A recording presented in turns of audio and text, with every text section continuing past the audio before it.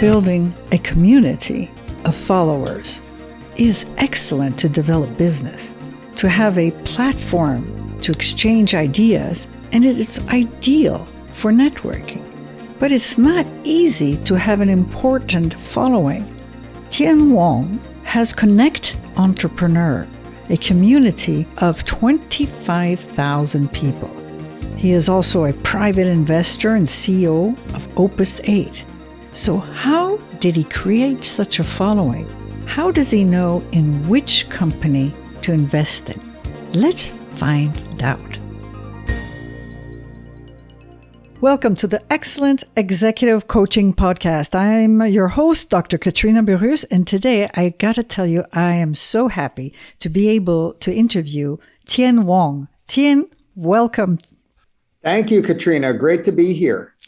So, Tien, you've done something quite spectacular. You've created a community called Connectpreneur, and it's a huge community. Tell me, how did you create such a following?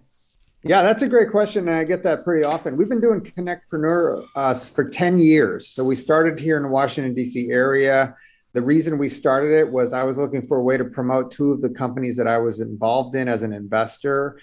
And we had basically would do these roundtable meetings, maybe 10 or 15 CEOs. We'd have a pitch with our companies, and then there would be a lot of networking. And we'd do a morning session and an afternoon session. After a couple of years of that, doing these like on a bi-monthly basis, somebody said, why don't you just do one big event? So we just did one big event in Tysons Corner, Virginia. We started with that. We had 140 people. It was all either investors or CEOs. We didn't have many service providers unless they were sponsors. And then the second event we did was also 140 people, and we outgrew the space we were in, and we moved across the street to the Marriott Hotel in Tysons, and then we eventually outgrew that. And we've done about 75 of these events so far. In person, I think around 48 or so. But these events pre-COVID had between 400 and 600 people. And post-COVID, we pivoted to doing online events, and we now run the world's largest online pitch event, and we do those monthly. So we've had about 25,000 people join our events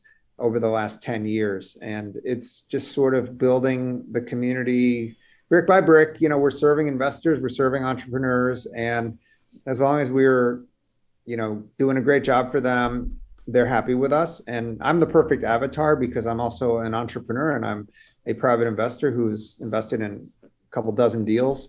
So I was looking for a venue where I could find deals for myself and my partners, and I could introduce my investor buddies to entrepreneurs, and I could network with entrepreneurs. And anyway, it sort of has taken on a life of its own. It's got its own Twitter handle, its own website. We have a community manager. Fantastic. Yeah. So basically, and we're also, on a virtual side, we're global. And, we did expand over to Montgomery County, Washington, D.C., Howard County, Maryland, Baltimore, Maryland. So we will be going to Chicago, Atlanta, New York, and Boston, probably within the next 12 months. And we're looking at Austin and San Francisco, Kansas City, and Denver shortly thereafter. So we're taking this thing on the road for in-person events, and we will continue doing virtual events. Yeah. So it sounds like the virtual events really enlarge your following as well. Yeah, it really supercharged it. I mean, we had an event scheduled for the last week in March 2020. And, 2 weeks beforehand, the venue called me and said, we're shutting down. So we had like 500 or 600 people pre-registered already. So we had to, in 2 weeks, we had to figure out how are we going to do this? What platform are we going to use? And at the time, nobody even knew what Zoom was. Zoom was one of, I think, 10 platforms we looked at. We looked at WebEx, Skype, Teams, a whole bunch of different stuff. And we wound up settling on Zoom, and we're still on Zoom. And our meetings are meetings. So every attendee can see every other attendee. So we had one yesterday with over 300 people. So everyone on the call could see each other, unlike a webinar where you can't really see. Yeah. Uh-huh. You can't see who's on. It could be one person. It could be a million, right? But with our meetings, we're fully transparent. So everyone can see each other, and they can also private message with each other. So yeah, but we were able to make the pivot in March, and then we did 2 virtual events in April and May. And I think we wound up helping, 10, 15 organizations because they called us and they said, how did you do it? We need help. We don't know what we're doing. And so I was very gratified to be able to help other organizations who were trying to make the move from in-person to virtual, which everyone knows how to use Zoom now, but back then nobody knew. Yes. So back then is what date? Back then was March 2020.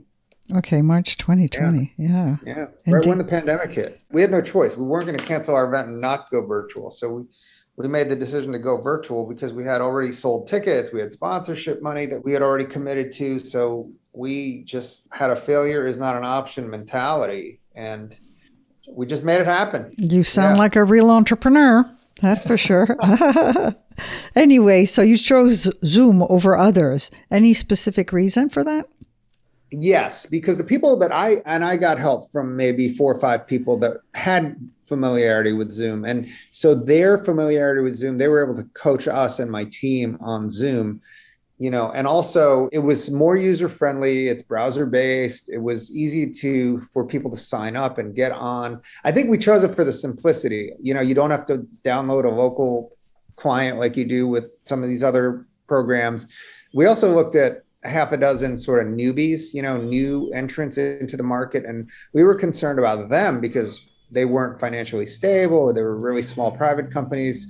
My concern is if I've got 600 people online, I cannot afford headaches. It's got to be stable. We can't crash the system. So that's why we went with Zoom. But even with Zoom, we had to have multiple workarounds. Like we had to log in using multiple devices because of connectivity. Back then, if the host lost connectivity, the whole thing died. Yes, right. Now it's different, but back then seems like 20 years ago. Yes, but right. No, we had to figure out how to make things work and make this thing stable. So stability was really critical. So we were looking for stability and we were looking for ease of use for our customers, for our attendees. Yeah. Great. We also wanted to have where the attendees could message with each other easily. Right. And so it was a networking system too. Yeah, because our event is Connectpreneur, it's connections, right? So it's a networking event in person. So we wanted to try to duplicate it or recreate in some fashion the ability for people to network with each other. And that is what's going on. People are able to post their information in the public chat. They can private chat with people. And then we do breakout rooms at the end of our investor presentations. We do breakout rooms for each of our presenting companies to host. We usually have 12 presenters, so 12 breakout rooms. That allows people to get to see each other and talk also. Yes, I was there at one of your events. Oh, great. And I got to tell you, it's super well organized. It goes boom, boom, boom at fast rate. Well, it's funny, like as an event attendee, Washington, D.C. is... we have no shortage of events pre-COVID. And, one big pet peeve I always had I had 2 big pet peeves about events. One is they never publish who's there. So every one of our events, we publish the list of attendees. And to this day, I still do not know any organizer who publishes the list of attendees. And I don't know why not. Like we publish it. It's all on our website. People can download all the program books from our 70 plus events. It's all there. The second pet peeve I had was events always start late. And they're never on time and the agenda is never stuck to. So we decided at the first event, we are going to stick to the agenda. We are going to start on time and end on time. We're going to respect people's time because they're busy. And that's a hallmark of ours. So we have to make sure that we start and end on time. And we are fully, we want people to know who else is there. We have nothing to hide. We're not fearful of people. And you really do stick on time and it goes really quickly and it's very informative. You also help entrepreneurs with your company Opus8. So I'm going to ask you, what is your number one advice for early stage entrepreneurs? Oh, thank you for asking that. Yes, we do help entrepreneurs raise capital mostly, but we also help them with strategy. And, we do some consulting, but our main consulting work is around fundraising. But, we've had over 800 companies present at Connectpreneur over the last 10 years, and we've probably evaluated, I would say, over 5,000. So we've had a lot of conversations and interactions with entrepreneurs from around the world.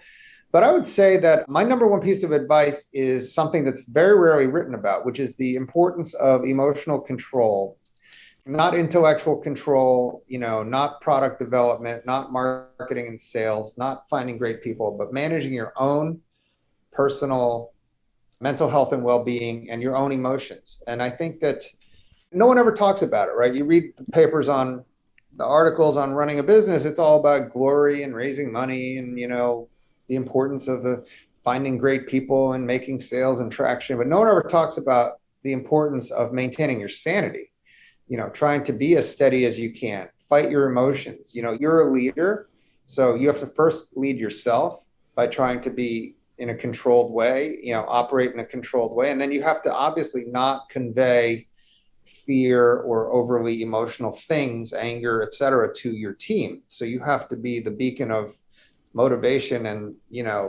you're the leader. So you have to learn how to manage your own emotions. It's super hard to do. It's took me many, many years. I still have whatever, but I do think that it's critical for an entrepreneur. If they want to be successful in the long run, they have to be able to manage their emotions and figure out a way to do it, whether it is through meditation or consulting a coach or working with breathing exercises or the 7-day mental diet or whatever it takes. That is so important. I wish someone told me that when I was younger. I mean, I did grow up in a family of entrepreneurs, and my dad was a steady Eddie. He had not very emotional, which was good.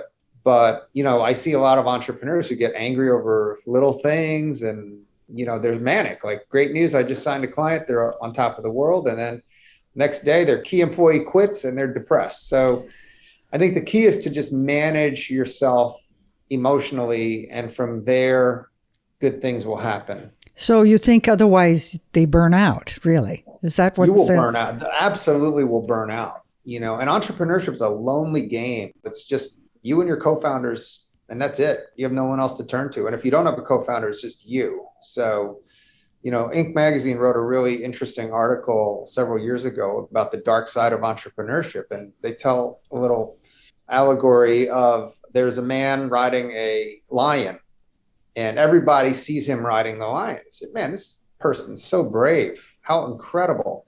But the person on the lion, the entrepreneur, is like, why am I on this lion? And how did I get on the lion? And how do I get off the lion? It's like, They don't see. I know a lot of your listeners are entrepreneurs, so they get this, but it's lonely at the top. Your kids, your spouses, your best friends have no idea about the hell you're going through. So even though there's great days, there's always bad days too. Sometimes it's the same, for X number of good days, there's X number of bad days. And it's the bad days you got to watch out for and try to stay as steady as possible. Yeah, and resilient, huh? Resilience is critical, grit and resilience. And it might be the number one trait for investors and just for partners and success, frankly. It's like the person that stays, it's a war of attrition. And if you have staying power, mental, physical, and other types of staying power, you'll survive. And if you survive, you actually could win. Great. You would beat the odds. Yes, exactly. That's great. So on another theme, what is the most important thing early stage private investors should evaluate when making an investment? 100%. It's grit and resilience. There's nothing more important. I mean, because what is for sure is that whatever plan is presented, business plan, projection, idea, the 100% certainty that will not be achieved. Okay, so whether they're going to miss revenue or miss profit or pivot to another, market, that's what's going to happen. So every time there's an inflection like that in a company, you want to make sure there's someone at the helm, the leader is able to be resilient. And as an investor myself, that's what I look for first, is the grit, the resilience, the ability. Michael Tyson, the great philosopher, have you heard of him? Of course, yeah. Yeah, the boxer, right? Yeah. Uh-huh. So when I say Michael Tyson, people were thinking, whoa, what philosopher? But no, Iron Mike Tyson, the boxer, he said everyone has a plan until they get punched in the face. So we have to find entrepreneurs. If you're an investor, if I'm an investor investing in a deal, I got to find entrepreneurs that are going to be able to get punched in the face, get knocked down, and then get right back up and get punched again, knocked down, get right back up. Yes, I think you're right. And if they love getting knocked down and getting up, then that's the person you want to back. What you don't want to back as an investor is someone who gets punched in the face and quits. Yeah. I heard from interviewing a chairman of a multinational. He said, being a good leader when things go well is easy, where you really see the grit of the person and their leadership capability when things go wrong. Exactly. Absolutely. There's an old saying, I'm a little older, but it's like when the going gets tough, tough gets going. And that is so true.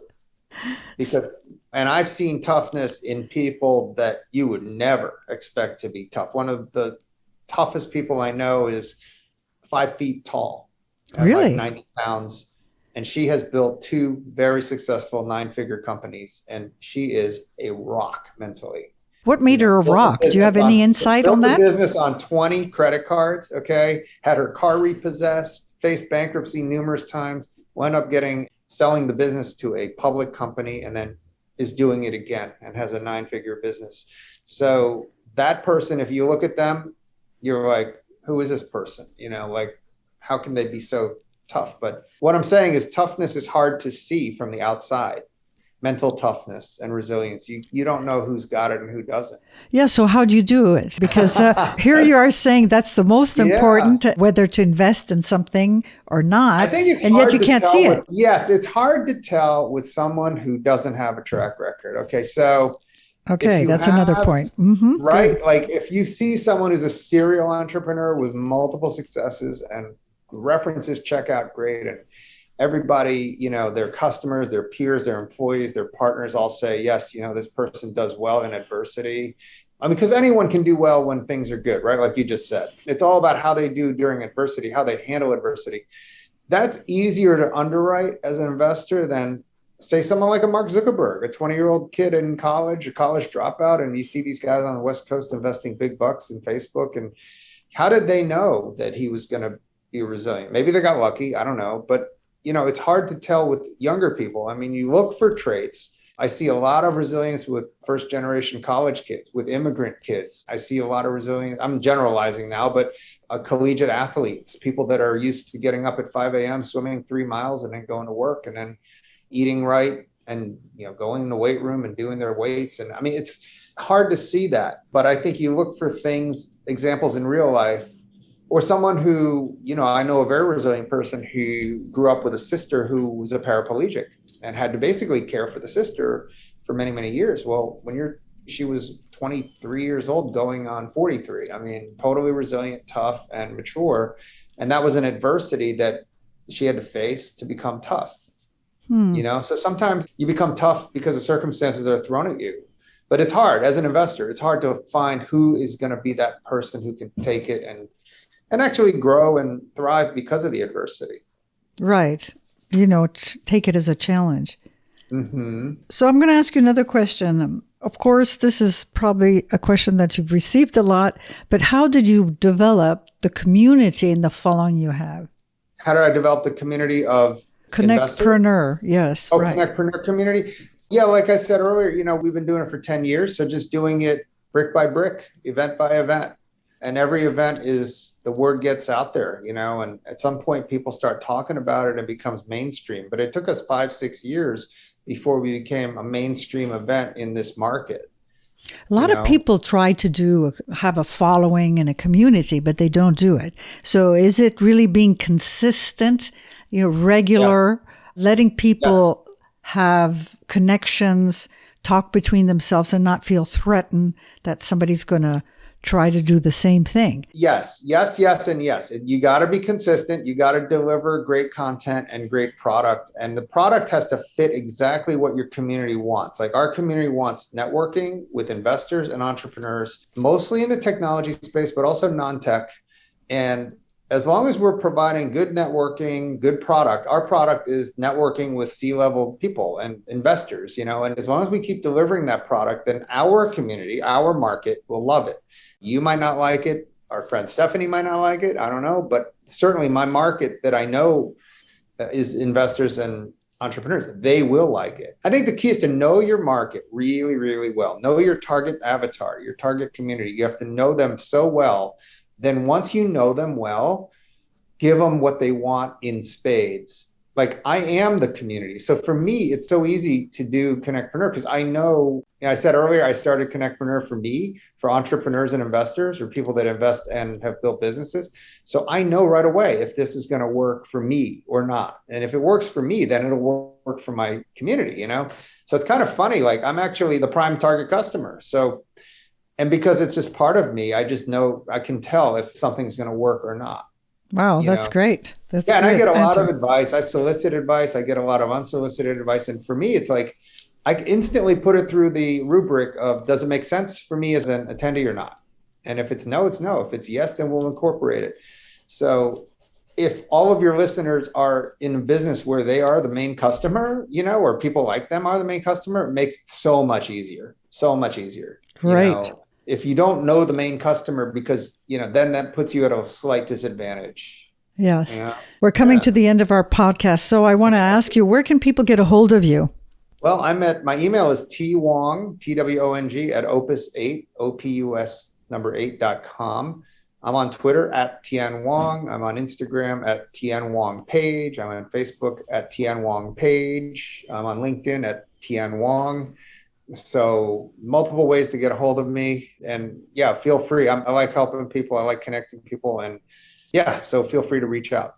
And for having listened to what you do and be part of it, I got to tell you, I encourage the listeners, connect to Connectpreneur. And if you're an investor, it is awesome. Thank you so very much. Actually, we have a website, Katrina. Yeah, good. So it's at connectpreneur.org, CONNECTPRENEUR.org. And we have a Twitter handle, Connectpreneur. We have an Instagram handle, Connectpreneur also. So people can get in touch with us that way too. And of course, I'll have all the show notes include this. Okay. Well, thank you so very much, Tien. This is super interesting.